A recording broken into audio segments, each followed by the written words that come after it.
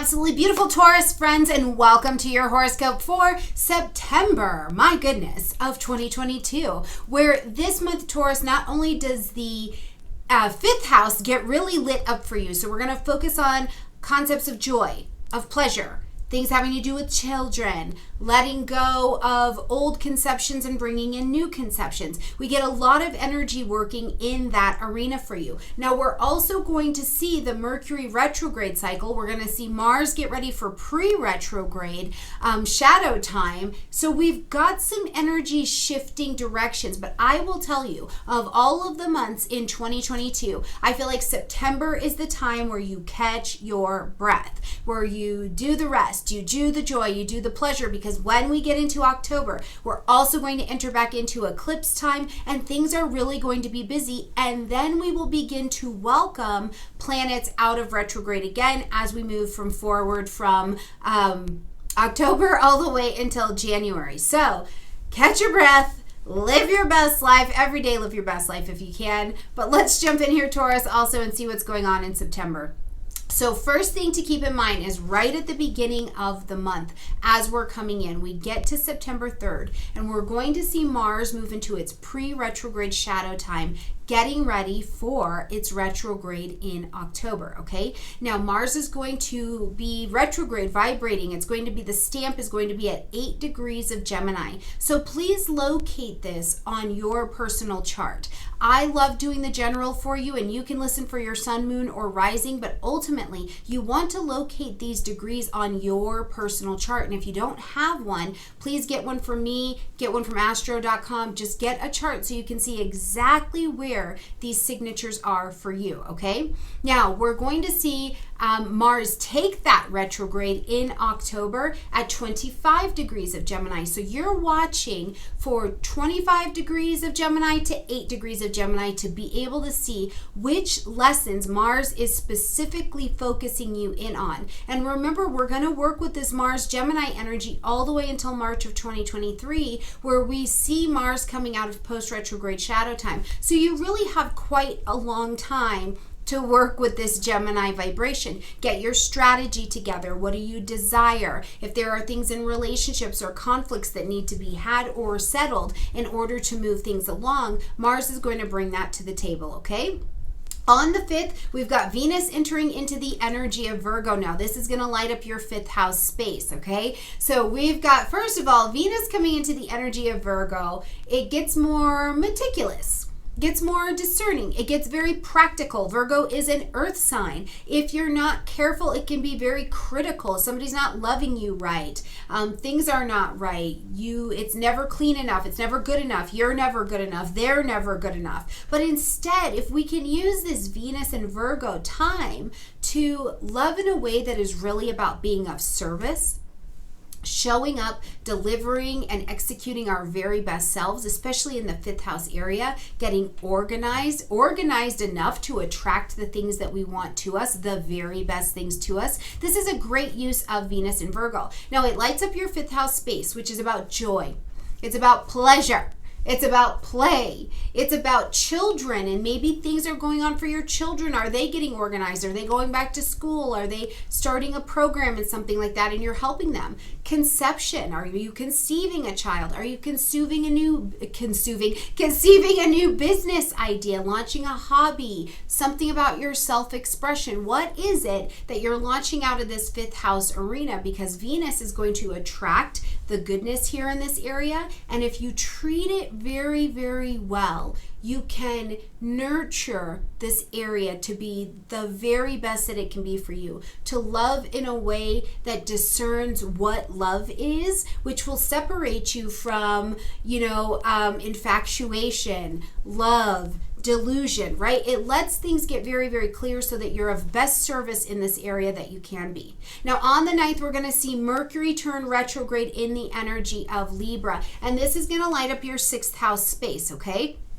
Daily routines, health, wellness, including your mental health and wellness. But if you're a freelance person, I also like to put freelance projects in here as well. So It can be you're going back over projects, or you're having relationships or contracts come back to your table for review of projects you're already working on. Projects maybe you applied for them before and you didn't hear anything, and now they're back at the table. But whatever you're doing, remember Mercury's retrograding here in an air sign. So you're rethinking, retalking, reconnecting, revisiting this energy. And this retrograde is going to start at 8 degrees of Libra. So locate that on your chart, okay? Now we're going to see Mercury being retrograde all the way until October 2nd, where it will come out of retrograde at 24 degrees of Virgo. So between your 6th house and your 5th house, you're going to be watching where this retrograde is bringing you back to review, re-edit,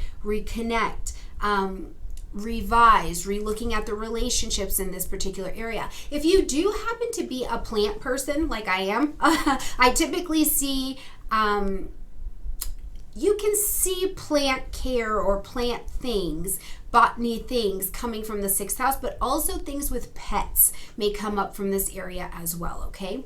On the 10th, we've got a full moon happening at 17 degrees of Pisces. Okay, the full moon is going to ask us to end something, acknowledge something, make an adjustment to something. Now, you want to locate this 17 degrees of Pisces on your particular chart so you can see where this is happening, but in the general, this is going to light up your 11th house space. So Taurus, from social groupings, friends, organizations you've been a part of, is there an ending, acknowledgement, or an adjustment, like a changing of the guard in some way? Almost, I really think of in the Pisces vein that you're bringing something to closure. A full chapter is coming to a closure in this next 4 weeks, a transition, or you're like assimilating the energy in some way, shape, or form. But I also think quite practically, because I am a Taurus, in your social groupings, that includes social media, if you do not feel spiritually in alignment and connected with it, if you do not feel like you are still growing in the social places that you are at, you are not spiritually growing towards the aspirations, goals, and dreams that you have for yourself, this is a great time to look at making this expression of your spirituality paramount, which means the most important. What do you need to end, acknowledge, or adjust to make sure you are in alignment with that in your social spaces, and that they're supporting you as well? And I do think that because Uranus gets nicely in the mix with this particular moon, you can have some epiphanies. You could really have some epiphanies. You're like, whoa, I am innovating this and I'm actually quite okay with it, or I didn't realize I needed to let that go. Whatever it is, Uranus is going to bring a little excitement to the table, okay? On the 22nd, we've got the sun now entering into the energy of Libra, bringing light, heat, life, and vitality. So now we've got a Mercury retrograde over here. We have also got the sun moving into this area. So your 6th house is very pronounced. We are working on health. You are working on daily routines, your mundane things, right? Are you in a functional, not codependent, interdependent relationship with your daily routine, with your being, with your body? Are you treating your body from the tip of your head to the bottom of your toes like a partner, not a slave? Are you demanding things from your daily routine, your physical, your mental well-being, that are not in alignment with the systems within your body? Most specifically, your nervous systems, right? Do you have something going on in your space, as the sun here is in Libra, where you can be reconnecting with the idea of collaboration and cooperation with your daily routine? Now, I also do think with the sun being here and you've got this Mercury retrograding in this particular vibration, that you could be going back to, it's a call back to different partnerships and alignments in your life. Bring the balance back is really the call of this particular energy, okay? On the 23rd, though, we've got Mercury whipping out of this Libra vibration and moving back into the energy of Virgo, and it's going to go all the way back to 24 degrees of Virgo. So make sure you check out where this 8 degrees of Libra to 24 degrees of Virgo has been happening in your chart, because these are the lessons that we are reviewing, okay? Now, on the 25th, we have got a new moon at 2 degrees of Libra. Just 2 degrees, just getting in here, getting a little something started. At the new moon, we plant our seeds of intention because the sun and the moon are together, and that means anything is possible. We're also planting our seeds of intention in the soil of magic, right? So for good or for ill, the new moon soil is very, very, very fertile. So in this cycle, working with Libra energy, where are you calling in relationship?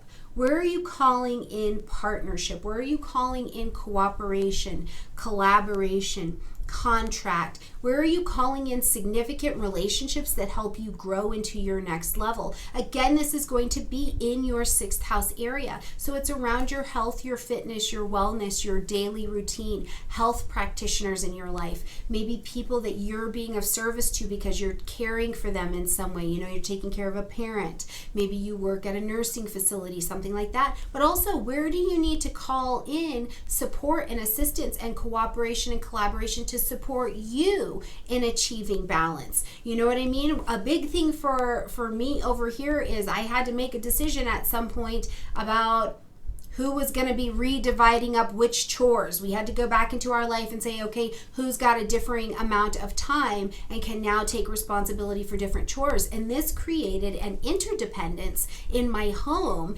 instead of a codependence where one person is constantly leaning on the other and leaning into that. So look at this time where you can plant these new moon vibrations to help you have the resources that you need. Now on the 29th, we've got Venus moving into the energy of Libra, so home court advantage, and what a beautiful way to leave this month with Venus moving into a place of domicile where it's very, very comfortable because it does rule this Libra energy. So it's also calling as you're planting your seeds of intention, as Mercury's has come back into this energy. It's helped you take a look at what you need here. And now Venus, remember, is that magnetizing energy. So it's attracting in what you need to have the partnerships you need to be successful. Now, Venus is also just Venus. So I do think in a daily way, in your daily routine, you could see some financial benefit or some financial inflation come to your table. So if there's money to be had, make sure that you've got your little ducks in order to go out and get it.